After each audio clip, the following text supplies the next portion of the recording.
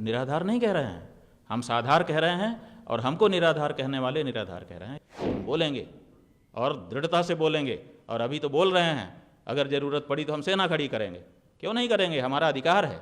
अपने देश में ठगी भी एक धंधा है, खूब होता है, लेकिन यहाँ आदमी ने जा कर के, मनुष्य ने जा कर के केदारनाथ भगवान को ठग लिया। देखिए, हम सांप की बिल में जा कर के सांप को नहीं भगाते हैं, डंडा नहीं फटकारते हैं, लेकिन जब हमारे घर में कमरे में दिखने लग जाए तब डंडा फटकारेंगे कि नहीं कि भाई यहाँ से जाओ। तो राजनीति से हमारा क्या लेना देना।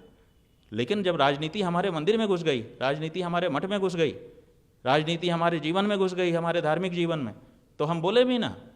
वो कहते हैं 22.8, उसको 228 किलो बोला जा रहा है। पहले तो आपने 230 किलो बताया, अब आप कह रहे हैं कि 22.8, तो 18 कच्चर में लाद के क्यों ले जा रहे थे, और ट्रक में लेकर के उसको सुरक्षा में क्यों आ रहे थे। ट्रक में तो हम मान लेते हैं कि ट्रक में रखा होगा, आपने उसमें पुलिस बैठाई होगी, सुरक्षा आदि कारण रहे होंगे, 2-3 तरफ से जकड़ लिया होगा, लेकिन 18 खच्चर में क्यों लेके गए, इसका जवाब बताइए। और पुलिस क्यों इतने दिन तक लगाई, और उसके पीछे जो खर्चा किया गया उसका क्या है, एक।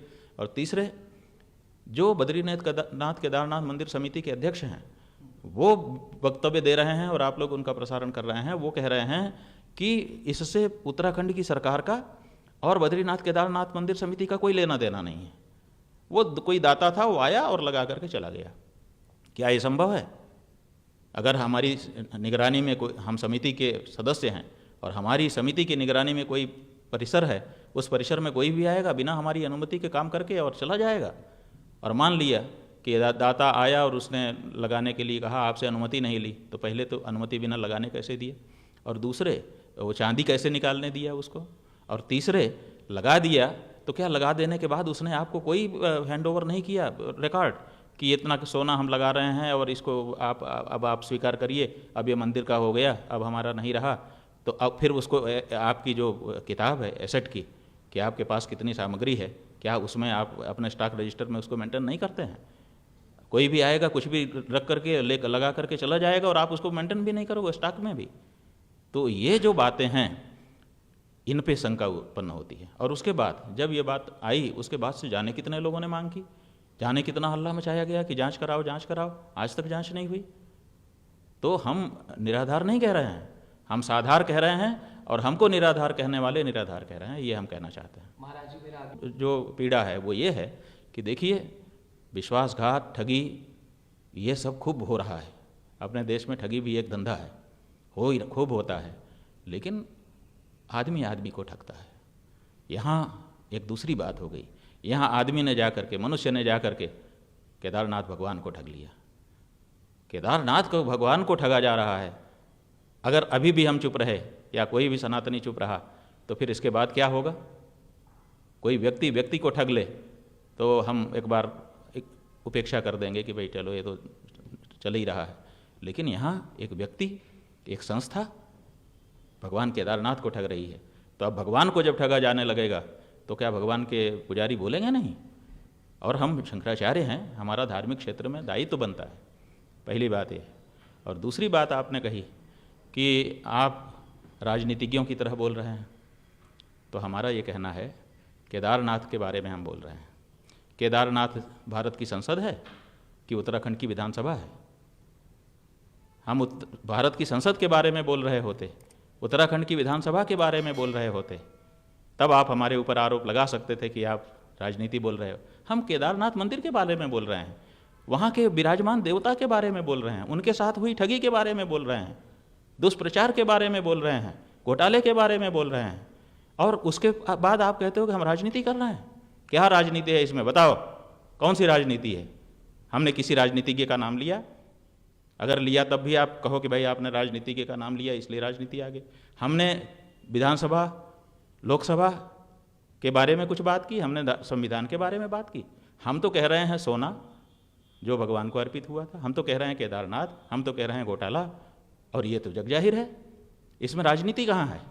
लेकिन फिर भी हमसे प्रश्न पूछा जाता है कि आप राजनीति कर रहे हैं। फिर वो व्यक्ति कहता है कि ये जो अभी मुक्तेश्वरानंद हैं, ये नेताओं से ज़्यादा प्रेस कॉन्फ्रेंस करते हैं। वो बताएं हमको कि हमने कब प्रेस कॉन्फ्रेंस की राजनीति के इसके बारे में। हमसे प्रश्न वालों ने आकर के पूछा, चलते रास्ते में खड़े थे सब घेर करके कि नहीं नहीं आपको बात करके जाना है आगे। हमने नहीं बुलाया था। कोई अखबार वाला, कोई चैनल वाला खड़े होकर के उनके साथ कहे या वो प्रस्तुत करें कि हमने किसी को बुलाया हो कि आओ हम केदारनाथ के बारे में बात करना चाहते हैं। कि लोग खड़े थे, घेर करके खड़े थे दरवाजे पर, और जब हम निकले तो उन्होंने कहा नहीं बात करनी पड़ेगी। मैंने अनुरोध किया, जवाब नहीं डाला लेकिन अनुरोध किया। तो हमने कहा ठीक है बोलो, आप क्या पूछना चाहते हो बोल दो। उन्होंने केदारनाथ के बारे में पूछा, हमने अपनी बात कही जो हमारे मन की पीड़ा थी। इसमें राजनीति कहाँ हो गई? और प्रेस कॉन्फ्रेंस हम कब कर रहे हैं? कौन सी सनसनी हम फैला रहे हैं? जो पहले ही आपके द्वारा प्रचारित है। जिस समय ये कहा जा रहा था कि मुंबई से ट्रक में सुरक्षा में सोना आ रहा है, उस समय बद्रीनाथ केदारनाथ मंदिर समिति का अध्यक्ष होने के नाते आपने खंडन क्यों नहीं किया कि नहीं नहीं ऐसी बात नहीं है? जिस समय 18 खच्चरों में लाद करके सोना नीचे से ऊपर ले जाने की बात चल रही थी, उस समय केदारनाथ समिति के अध्यक्ष के रूप में आपने क्यों खंडन नहीं किया कि गलत समाचार छापे जा रहे हैं? जिस समय वहाँ पर लगाने के लिए रिपोर्टिंग की जा रही थी कि ये आए हैं, ये आए हैं, ये हो रहा है, ये हो रहा है, एक दिन थोड़े हुआ, ये तो लगातार हफ्तों तक रिपोर्टिंग हो रही थी। उस समय क्यों खंडन नहीं किया गया उनके द्वारा? और जब उसका वीडियो जारी किया गया गर्भगृह के अंदर का, सोने का चमचमाता हुआ चित्र दिखाया गया, उस समय क्यों नहीं कहा गया कि नहीं नहीं सोना नहीं है? अब आप समिति के, अब आप कहते हो कि हम हैं, जब लगाया गया तब कहते हैं कि हमारा कोई लेना ही देना नहीं। ऐसी समिति, इस समिति को तुरंत बर्खास्त किया जाना चाहिए जो ये कहे कि हमको हमारा इससे कोई लेना देना नहीं है। कोई आया लगा के चला गया, तो कोई आता है मंदिर के अंदर घुसता है, वहाँ पर लगी चांदी निकालता है, दूसरी पत्थर जड़ता है और चला जाता है। और अगर समिति का अध्यक्ष ये कहता है सार्वजनिक रूप से कि हमारा उससे कोई लेना देना नहीं है, हमें इससे कोई मतलब नहीं है, तो इसका मतलब है कि वो देख रेख कर ही नहीं रहा है। और अगर ऐसा है तो फिर ऐसी समिति का कोई तात्पर्य रहता है? यही नहीं, समिति के लोगों ने जब जब बैठक हुई तब उसमें बात उठाया, मौखिक रूप से उठाया, लिखित रूप से उठाया, इसकी भी रिपोर्टिंग हुई है। लेकिन उसके बाद आज तक जवाब नहीं दिया जा रहा है। ना तो जांच कराई जा रही है, ना तो अध्यक्ष के द्वारा कोई जवाब दिया जा रहा है। और जब शंकराचार्य खड़ा होकर के कहता है, शंकराचार्य के रूप में हमारी एक बड़ी जिम्मेदारी होती है, एक एक शब्द कई बार तौल करके, केवल तौल करके नहीं बोलते हैं, कई बार तौल करके बोलना पड़ता है कि कल को कोई इसमें वो ना आ जाए, क्योंकि हम करोड़ों सनातन धर्मियों का नेतृत्व कर रहे हैं, उनकी तरफ से बोल रहे हैं, हम अकेले व्यक्ति के रूप में नहीं बोलते हैं। जब शंकराचार्य बोलता है तो अपने पूरे समाज की ओर से बोलता है, तो कल को कोई हमारी बात छोटी ना पड़ जाए, ये सोच करके हमको बोलना पड़ता है। और आप कहते हैं कि इनको राजनेता की तरफ से प्रेस कॉन्फ्रेंस कर रहे हैं। हमने कोई प्रेस कॉन्फ्रेंस नहीं की है। यहाँ तक कि इस समय अगर हम आपसे बात कर रहे हैं तो हमने आपको नहीं बुलाया है।